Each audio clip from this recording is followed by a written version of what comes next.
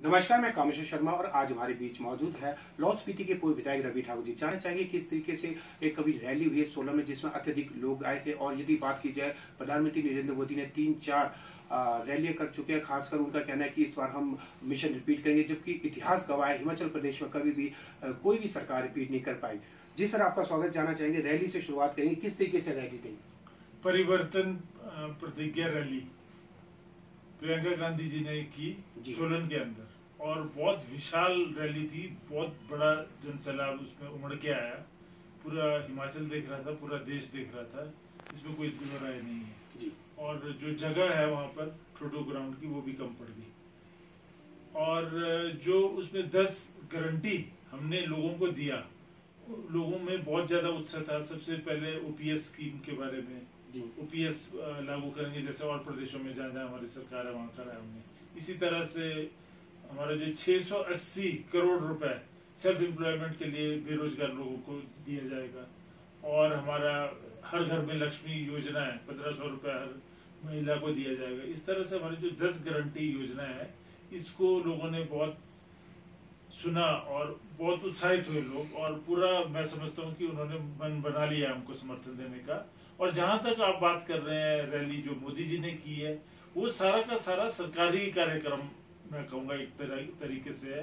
आशा workers है, उनके multi task force workers है, ये जो मनरेगा में का काम लिया हुआ है, उनके ऊपर दबाव बना के। और जो सरकारी बसें हैं उसमें चाहे 3 लोग हों 4 लोग हों, वो भी चलाई जाती है।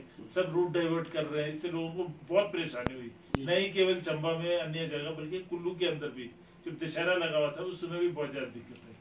सर, देखा जाएगा जो स्थानीय विधायक व कैबिनेट मंत्री डॉक्टर रामलाल मारकंडा जी, उन्होंने अत्यधिक शिलान्यास और उद्घाटन किया है। धरातल की वास्तविक स्थिति क्या है? मैं तो मंत्री महोदय से सबसे पहले ये कहूंगा कि आप श्वेत पत्र जारी करें जी। और जनता देखना चाहती है कि उन्होंने इसमें बजट कितना रखा है, क्योंकि जिस तरह से इन्होंने शिलान्यास का एक लाइन लगा दी है, पूरे स्पीति घाटी में, लाहौल घाटी में हर मोड़ में आपको इनका पत्थर नजर आएगा, और वो भी बड़े बड़े। मैं तो समझता हूँ 1 टन वहां से कॉपर निकल आएगा, कोई कबाड़ी जाए अगर लेने तो। इतने ज्यादा शिलान्यास किए, इतना तो माननीय मुख्यमंत्री नहीं कर पाए हिमाचल प्रदेश का। और घोषणाएं जो करी है इन्होंने, तो श्वेत पत्र जारी करे, ये लोगों को गुमराह न करे। मैं मानता हूँ चुनावी दौर है, पर इस तरह से गुमराह न करे लोगों को। सर, यदि बात की जाए बरसात में अत्यधिक नुकसान हुआ, चाहे पुलों की बात की जाए, सड़कें जो है काफी क्षतिग्रस्त हुए, वास्तविक स्थिति में इस समय कितनी सड़कें दुरुस्त हो चुकी है या जो पुल का निर्माण किया गया फिलहाल? देखिए, जो दुरुस्त कर भी रहे हैं ये पैचवर्क है कि गाड़ी क्रॉस हो जाए। और खड्डे पड़े हुए हैं हर जगह, और कलवटे हैं वो टूटी हुई हैं, आपके ब्रेस्ट वॉल टूटे हुए हैं, रिटेनिंग वॉल टूटे हुए हैं। तो कार्य जो है ठीक तरह से नहीं किया जा रहा है, मेरा ये मानना है। सर, एक आपने एक जो कैबिनेट मंत्री के अधिकारी एक न्यायालय में दी थी याचिका, तो उसके ऊपर क्या अभी तक सुनाई हो पाई है?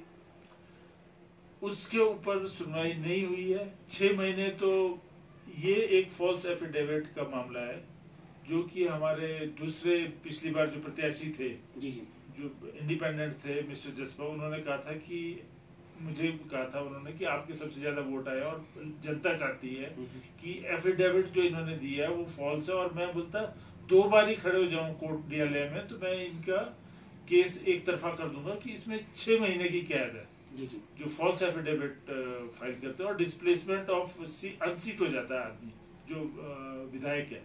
तो हमने जब जारी किया इनके विरोध में जो समन, तो 6 महीने तो इन्होंने समन लेने में लगा दिए, क्योंकि कभी बोलते हैं ये मंत्री महोदय मौजूद नहीं है, कभी घर पे नहीं है, कभी ये नहीं है, कभी प्यादे को वापस कर देते हैं।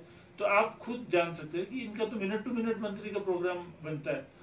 और अगर इनके प्रति कोई ऐसा केस है तो ये मंच पे खुद आके पब्लिकली बोलना चाहिए ये सच है, ये झूठ है। मगर ये ऐसा आंख मचोली खेलते रहे कि 6 महीने तो इन्होंने समन लेने में लगा दिए। और जब समन, दस्ती समन उनको दिया जाता है जो चोर उचक्के होते हैं, जिनका कोई एड्रेस नहीं होता, तो इनको दस्ती समन देना पड़ा। सबसे पहले तो ये कहूंगा। मगर इन्होंने वहां पर कोर्ट में गैर हाजिर होकर और वकीलों के साथ वो जो आंख मचोली खिलवाते रहे, और जो टैक्टिस है डिले डिले डिले टैक्टिस, सरकार भी इनकी है, डबल इंजन की है। और जितने भी एडवोकेट्स हैं, और पता नहीं काम का इन्होंने अपने इसका दुरुपयोग किया है अपने सीट का, तो अभी तक इन्होंने गवाही नहीं दी। जबकि हमारे जितने AROs है उनकी गवाहियां हो गई है, SDMs की हो गई है, जहां जहां पे इनकी प्रॉपर्टीज थी इन्होंने ये दिखाया कि इनकी प्रॉपर्टी नील है कोर्ट के अंदर, जबकि इनकी प्रॉपर्टीज यहाँ पे शिमला में भी है, कुल्लू में भी है, मतलब जगह जगह पे इनकी प्रॉपर्टी है। नगर में बताते हैं, कहाँ बताते हैं, हमने तो पूरी सूची दी थी।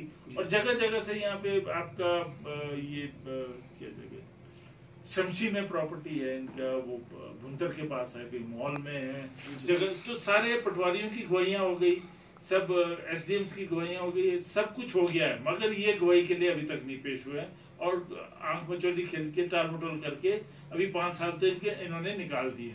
तो अब पता नहीं कब जवाब होता है, कब इनका जवाब आएगा, कब गवाही होगी, उसके बाद केस आगे चलेगा। यदि बात की जाए राहुल गांधी द्वारा जो भारत जोड़ो यात्रा है, वही भाजपा का आरोप है कि भारत तोड़ो यात्रा है, इसको आप कहां तक देखते हैं सर? भारत जोड़ो यात्रा जी, ये राहुल गांधी जी ने बहुत अच्छा कदम उठाया है, मैं उनकी पूरी तारीफ करता हूँ और मैं मस्तक नमन करता हूँ, क्योंकि इस समय इसकी जरूरत पूरे भारतवर्ष में है। जैसा भारतीय जनता पार्टी ने और कुछ एक पार्टियों ने इस तरह से डिवीजन क्रिएट कर दिया है, हमारे जो कास्ट सिस्टम को लेके, भाई को भाई से लड़ा के, कास्ट क्रीड कलर को रंग में मतभेद करके, जगहों के ऊपर निचला जगहों को बांट के, कोई रेगिस्तान या कहीं अच्छा पंजाब हरियाणा को बांट के, दिल्ली और दूसरी जगहों को बांट के इन्होंने जो बंटवारा किया है, मुसलमान हिंदू को बांट के जो बंटवारा किया है धर्म को लेके, धर्म एक व्यक्तिगत मामला है, मेरा ये मानना है। तो ये सारी चीजें जो हम सरकारें बनाते हैं और जो राजनीति करते हैं, वो group of people when they work together to achieve a goal, that is politics. तो उसमें हमने ये जो राजनीति कर रहे हैं, विकास के लिए कर रहे हैं, उन्नति के लिए कर रहे हैं, भारत को एक रखने के लिए कर रहे हैं।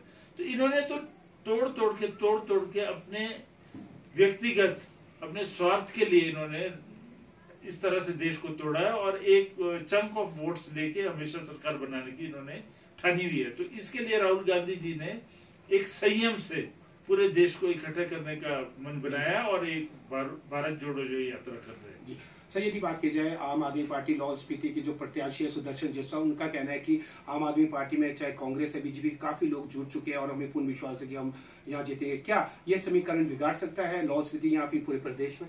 आप अपने बगल में ही देख लिए पंजाब में क्या हुआ जी। पंजाब में लोग गुमराह हुए, उन्होंने वोट कर दिया। आज स्थिति क्या है पंजाब की? कहां पर आपके जितने भी ड्रग्स है वो किस चरम सीमा पे पहुंच गए हैं और वहां आतंकवाद फिर वापस आ गया। अब तो वहां की पंजाब की सीमा क्रॉस करते हुए कई लोग डरते हैं और पंजाब से जितना भी व्यापार था वहां पे वो छोड़ के विदेशों में जा रहे हैं। तो ये जो स्टेप लिया, और जैसे ही वहां की मुख्यमंत्री बने 2 महीने के अंदर चुनाव हुए वहां और वो अपनी सीट हार गए, तो ये क्लियर कट इंडिकेशन है, दर्शाता है कि आम आदमी का कोई वजूद नहीं है। और जहां तक हिमाचल की बात है, यहाँ तो कभी भी कोई तीसरा विकल्प या रीजनल पार्टी नहीं आई, क्योंकि हम लोग डिपेंडेंट है, हम डिपेंडेंट है भारत सरकार के ऊपर। यहाँ का अगर तनख्वाहें भी आनी है वो भी भारत सरकार से आनी है, तो बाकी तो यहाँ जनरेशन ऑफ रेवेन्यू इतना है ही नहीं, तो यहाँ पे थर्ड ऐसा विकल्प नहीं हो सकता, ये बड़े प्रदेशों में चलता है।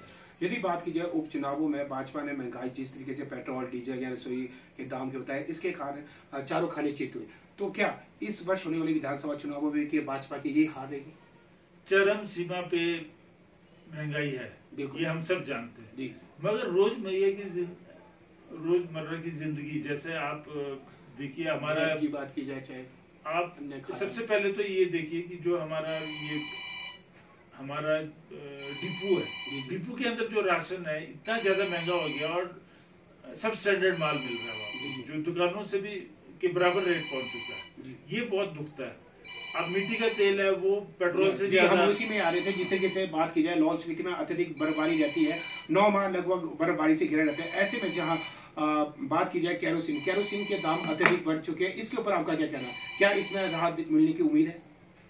इसमें मुझे नहीं लगता कोई राहत मिलेगी, क्योंकि हम पहले भी ये कह चुके हैं, कई बार मीडिया में हमने बात उछाली है। और जितना ज्यादा वहाँ पे ठंडक पड़ती है, शीत मरुस्थल जगह में रहते हैं हम लोग, पेट्रोल से ज्यादा वहाँ दाम है, डीजल इसके अपना मिट्टी के तेल के, और गैस सिलेंडर तो वैसे ही बंद कर चुके हैं लोग, क्योंकि अब लकड़ी जलाने का, तो वापस मेरे को लगता है गोबर सुखा के जलाने का समय दोबारा वापस आएगी। यानी कि कुल मिलाकर जिस तरीके से हमने बात की लाहौल स्पीति के विधायक पूर्व रवि ठाकुर जी से, इनका कहना है कि भाजपा ने अत्यधिक महंगाई की है, जिसके कारण यह उपचुनावों में चारों खानी चित हुए और इस वर्ष विधानसभा होने वाले चुनावों में भी कांग्रेस पार्टी भारी बहुमत से विजय होगी।